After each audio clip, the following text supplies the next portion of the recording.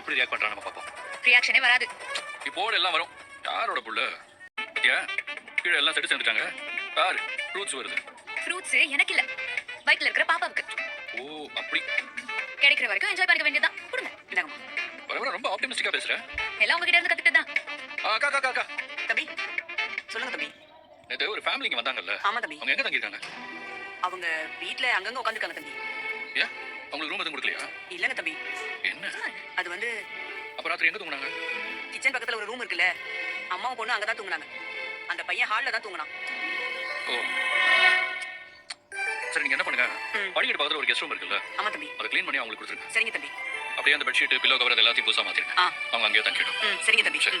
அக்கா, தம்பி. அப்படியே அவங்க சாப்பிட்டாங்களான்னு கேட்டு சாப்பாடு கொடுத்துருங்க. சரிங்க தம்பி. இங்க இருக்க முடிஞ்சா இருங்க. இல்லன்னா ஐயப்பய போட்டியில தூக்கிட்டு கிளம்புங்க. நீங்க இங்க தங்கறது யாருக்கும் சுத்தமா பிடிக்கல. விடியறதுக்கு முன்னாடியே நீங்க இங்க இருந்து கிளம்பிட்டா கூட எங்களுக்கு ரொம்ப சந்தோஷம் தான். மல்லிகா வா.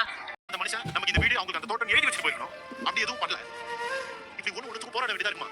டேய், சும்மா அவரையும் சொல்லிக்கிட்டு இருக்காதடா. பின்ன என்னமா? உன்னை ஏமாத்தி கல்யாணம் பண்ணாம இருந்தா எங்க ரெண்டு பேருக்கு இந்த நிலைமை வந்திருக்குமா? இப்படி ஒரு கேவலமான ரூம்ல நாங்க தங்குற மாதிரி ஒரு சூழல் வந்திருக்குமா? சத்தியமா சொல்றேன், என்கிட்ட கொஞ்சம் காசு இருந்தா கூட நம்ம வேற ஏதாவது நல்ல இடத்துல தங்கி இருக்கலாம். ரெண்டு பேரும் இந்த மாதிரி ஒரு இடத்துல தங்க சொல்றது எனக்கு அவ்வளவு கஷ்டமா இருக்கு. காவேரியும் ஒரே ஜாடா அவங்க அப்பா மாதிரி இருக்காங்கல்ல? அதெல்லாம் ஒண்ணும் இல்ல. என் பொண்ணு என்ன மாதிரி தான் இருக்கா. என்னோட 4 பிள்ளைங்களுமே என்ன மாதிரியும் என் அப்பா அம்மா மாதிரி தான் இருக்காங்க. அந்த ஆள் சாடையெல்லாம் யாருக்கும் இல்ல. சும்மா சொல்லாதீங்கக்கா. உட்காந்து சொல்லாதேன்னு சொன்னேன்ல. அப்ப சாரதான பேர் சொல்லி கூப்பிடட்டுமா? பேர் சொல்லி கூப்பிடுறியா? மரியாதை கெட்டு போயிடும். ஒழுங்கா எங்கேயாவது போயிடு. போலாம்.